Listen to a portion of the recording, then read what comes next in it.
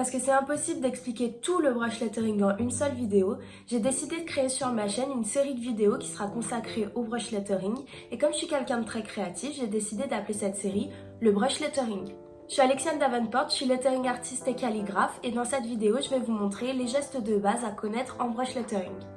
Donc pour vous aider, j'ai mis à disposition une feuille d'entraînement et vous pouvez la télécharger gratuitement. Pour ça, vous avez juste à vous inscrire à ma newsletter et vous aurez accès à la médiathèque super secrète. Donc c'est un endroit où je mets à disposition gratuitement des ressources pour l'apprentissage du lettering. Dans cette vidéo, je vais utiliser et tester par la même occasion le nouveau produit de Stabilo. Donc il s'agit du Stabilo Pen 68 Brush qui a été pensé spécialement pour le brush lettering. J'ai eu la chance de le recevoir de la part de Stabilo France. Donc bonjour, comment j'étais contente. Merci beaucoup Stabilo et n'hésitez pas à m'envoyer d'autres gratuits. C'est parti pour le tutoriel.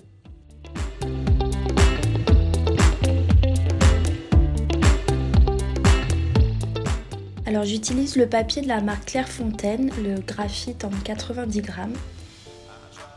Et en fait, ce que j'aime beaucoup, c'est qu'il est assez doux. Il n'y a pas de grain de papier qui va venir abîmer mes feutres. Et surtout, il a un quadrillage à petits points, donc comme des petits carreaux, sauf que c'est des petits points. Et en fait, c'est beaucoup plus discret et je trouve ça plus agréable pour travailler. Si ça vous intéresse de savoir quel matériel j'utilise et ce que je conseille, dites-le moi et je ferai une vidéo consacrée à ça dans la série. Donc pour commencer, il faut savoir que le brush lettering, c'est plus tout à fait de l'écriture, c'est plutôt du dessin. Donc même si vous vous dites que vous pouvez pas vous y mettre parce que vous écrivez mal, ça n'a rien à voir en fait. Par exemple, on voit que mon écriture manuscrite n'a rien à voir et qu'elle est quasiment illisible.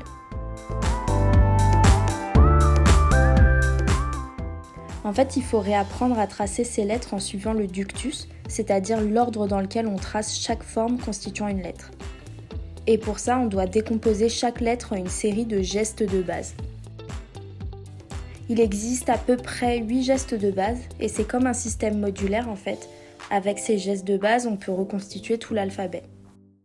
Alors j'avoue, c'est grave tentant de se lancer directement dans l'apprentissage des lettres, mais en vrai, si vous ne maîtrisez pas les gestes et les formes de base, votre alphabet, il aura forcément une sale tête. Le mieux, c'est de travailler avec une portée, c'est-à-dire des lignes qui serviront de guide à l'écriture. On a 4 lignes, la ligne de base qui accueille la base des lettres, juste au-dessus, la hauteur d'X qui indique la hauteur de la lettre X. On est sur des noms plutôt explicites. Puis la ligne des ascendants, donc c'est-à-dire des lettres qui montent, et la ligne des descendants, c'est-à-dire les lettres qui descendent.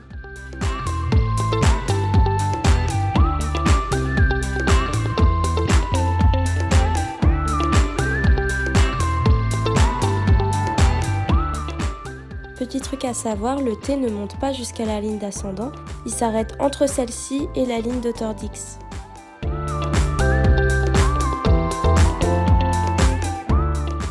Et donc voici la règle d'or pour le brush lettering, ou même la calligraphie en général, puisque ça s'adapte aussi à la calligraphie anglaise par exemple. Si je monte, mon trait est fin, donc si je monte, j'appuie légèrement. Et si je descends, mon trait est épais, donc si je descends, j'appuie de ouf. Non, en réalité, il ne faut pas appuyer de ouf, mais bon, vous avez compris l'idée.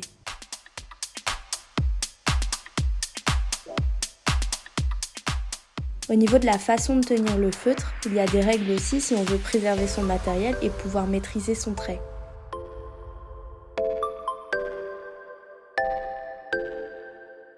Donc il ne faut pas qu'il soit perpendiculaire au papier, autrement la ligne va être trop fine et pas assez précise. Il ne faut pas non plus que ce soit parallèle au papier, sinon ça va créer un plein alors qu'on veut un délié. Donc il faut trouver la position idéale, ni trop près de la pointe ni trop loin, et dans laquelle on se sent confortable pour tracer des formes qu'on maîtrise. Pour les pleins, c'est la même chose. Si on tient le feutre trop perpendiculaire au papier, ce sera trop fin. Si on le tient parallèle, niveau épaisseur, ça irait, mais en fait, c'est pas du tout maîtrisé. Mais avec un peu d'entraînement, on peut trouver la position idéale. Et maintenant qu'on sait tout ça, on peut commencer à entraîner sa mémoire musculaire en faisant des lignes d'entraînement pour chaque geste de base. Premier geste de base, le délié, donc qui monte de bas en haut et qui est donc tout fin. On a le choix de le faire soit droit, soit incurvé. Je préfère qu'il soit un petit peu courbé parce que c'est comme ça qu'il se présente quand il est à l'intérieur d'une lettre. Ensuite, le geste inverse, c'est-à-dire un plein. Donc là, on essaye de garder toujours à peu près le même axe et c'est l'axe global qui sera utilisé dans l'écriture en général. Le troisième geste de base, c'est l'équivalent d'un petit pont, comme le début d'un N. Lorsqu'on monte, le trait est fin et lorsque l'on descend, on appuie sur la mine pour créer un plein.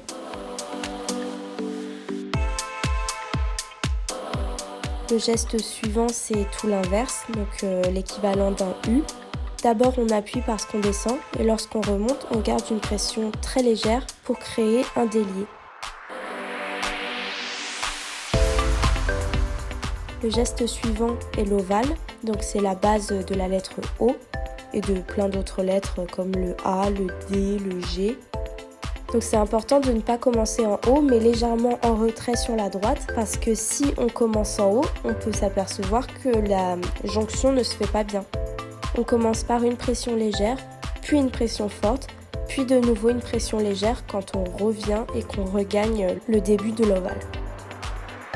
Le geste suivant, c'est un mélange entre le petit pont qui représente le début du N et l'autre petit pont inversé qui est la base du U. Et en fait, on va coupler ces deux-là et faire une sorte de vague. L'idée ici, c'est d'essayer de garder une harmonie et pour ça, on essaye de garder toujours cet axe oblique de façon à ce que tous ces axes soient toujours parallèles. Pour cette forme-là, on a besoin d'un petit peu plus de place, puisque c'est la forme des ascendants.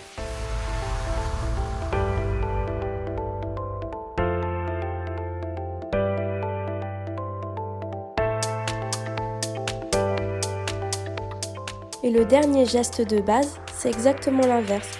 On commence à la ligne d'ascendant, on crée un trait le plus droit possible en exerçant une pression forte, et on remonte en boucle déliée jusqu'à la ligne d'auteur d'X.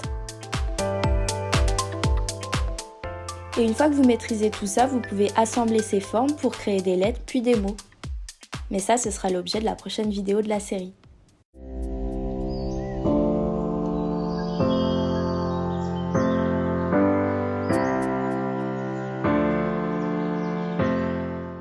Donc j'espère que cette vidéo vous a plu, que vous avez appris des choses qui vous aideront soit à vous lancer en brush lettering, soit à vous améliorer. N'hésitez pas à me faire vos suggestions dans la barre de commentaires, à liker la vidéo, à me suivre sur Instagram, à vous abonner à ma chaîne, à cliquer sur la cloche, vous abonner à ma newsletter, à m'envoyer du cash, à aller sur mon site web, faites tout ça quoi. Bonsoir.